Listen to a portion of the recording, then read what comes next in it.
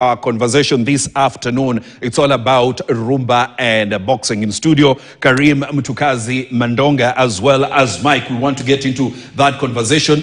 Karim, karibu sana. Kwanza nianze. Wakenya wanakupenda sana. Kwa nini? Na mimi nasikia raha sana kwa sababu pia kupendwa Kenya peke yake najua ni baraka kutoka kwa Mungu. Kwa hiyo na mimi nimejisikia raha kiasi kubwa kama vile nimezaliwa hapa Kenya.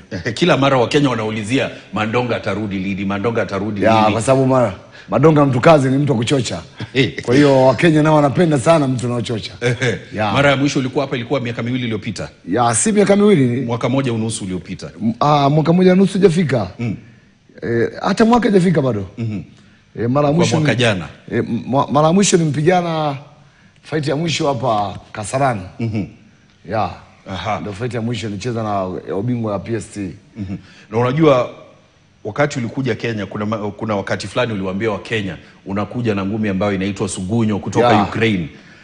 Sasa wakati huu unakuja na ngumi gani? Yaani hiyo amu wa kwanza nilikuja Kenya niliwaambia nakuja na ngumi inaitwa Sugunyo ambayo ngumi hiyo imezaliwa Ukraine katika mlipuko wa mabomu. Baada ya mabomu kusuguana ndio ikapatikana ile kitu inaitwa Sugunyo. Sasa hivi tumekuja na ngumi inatoka Pakistan. Hiyo ngumi inaitwa Sugunya.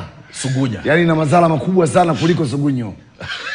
Yaani hiyo ngumi ukipigwa tu, yaani usipolala chini ujue utakuwa umeathirika kisaikolojia. Unaweza kukuta kichwa na mwili mawasiliano kama mafupi. Mike, I see you laughing. I mean, what's Rumba and boxing?